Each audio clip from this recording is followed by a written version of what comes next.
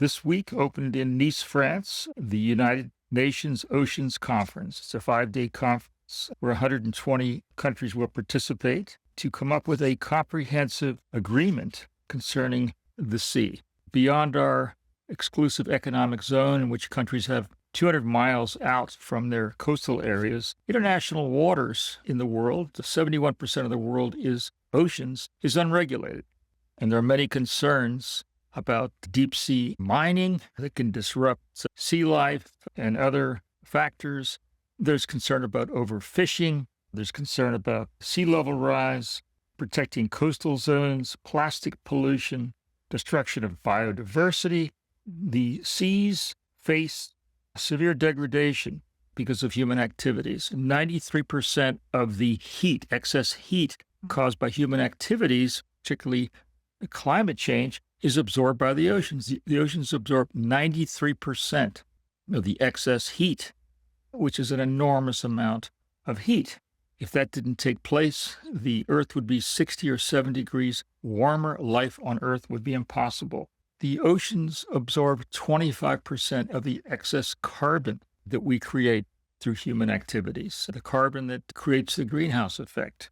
This is causing all kinds of problems in the ocean. It reduces the amount of oxygen that marine life needs.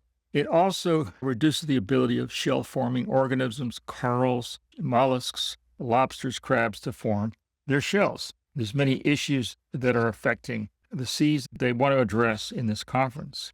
The conference was opened by Antonio Gutierrez of the United Nations, who said, we have to move from plunder to protection of the seas.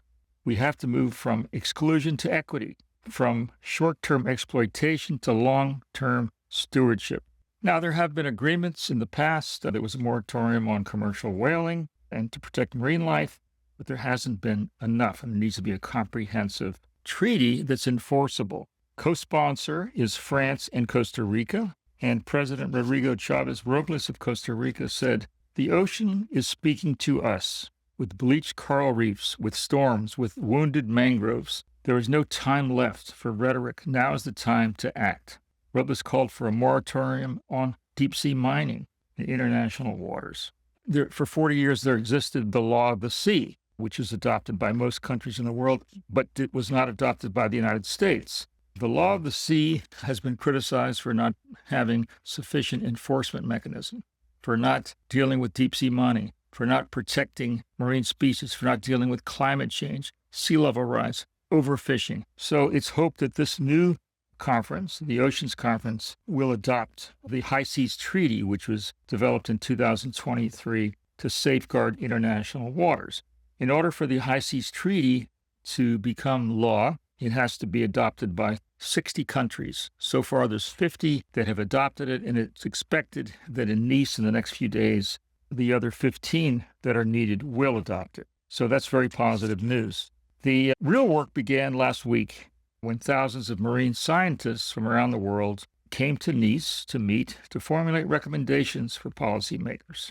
Notably absent was United States agencies, NASA, NOAA, National Oceanographic and Atmospheric Administration, who played a major role in the past in the research and developing policies to protect marine environment.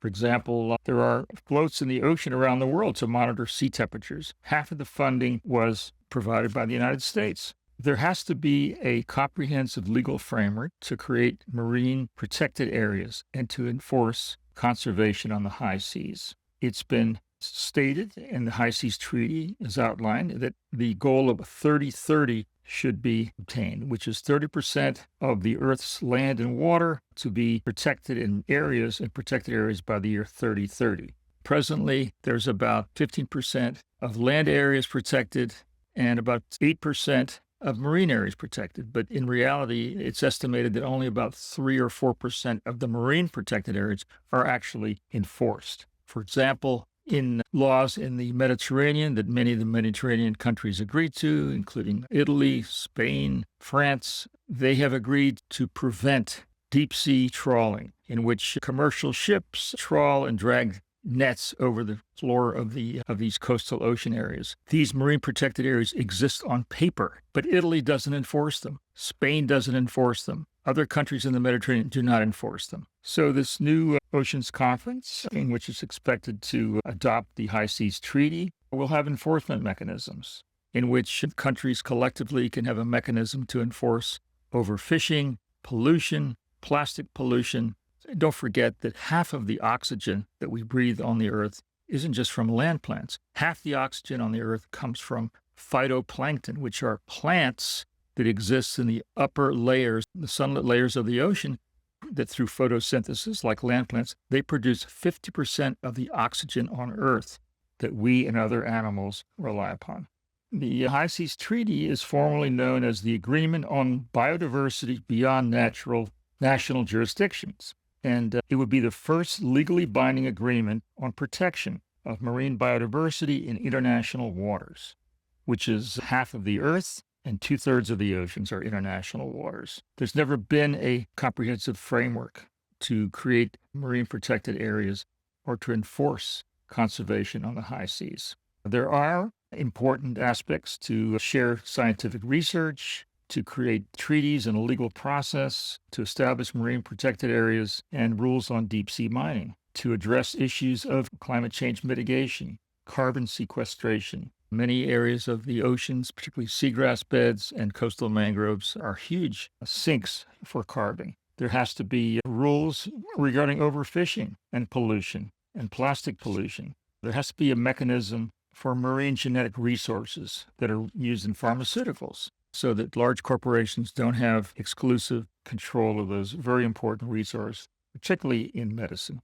Now, there are some marine protected areas that are established by national jurisdictions, by countries or groups of countries, but they're just not enough enforced. Some of the larger marine protected areas, first is French Polynesia, which is 5 million square kilometers. There's the Ross section of the Antarctic, which is put together by 24 countries in the Antarctic, 2 million square kilometers. There's the Northwest Hawaii Island, a marine protected area, 1.5 million square kilometers that protects. It was established by George Bush in 2006 to protect 22 marine species, including green turtles, monk seals, which are highly endangered, and others. There's the Pacific Remote Island Marine National Protected Monument by the USA, and that is 1,250 square kilometers. There's shallow reefs, Central Pacific, in the Central Pacific, with 7 island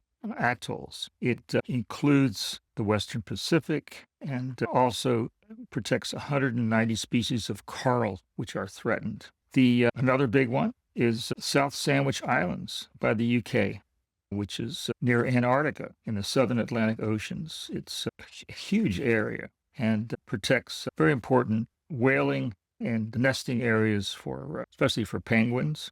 And then Australia has the Coral Sea Marine Protected Area, which is 1 million square kilometers, mainly to protect the Great Barrier Reefs. Large-scale marine protected areas are like the Grand Canyon or Yellowstone National Park. They limit or prohibit commercial fishing, oil and gas drilling, and that's one of the objectives of the Ocean Conference, UN Oceans Conference, to adopt the High Seas Treaty, which was formulated in 2003 so that nations of the world can protect and preserve 71% of the Earth's surface, which is the oceans. Thank you.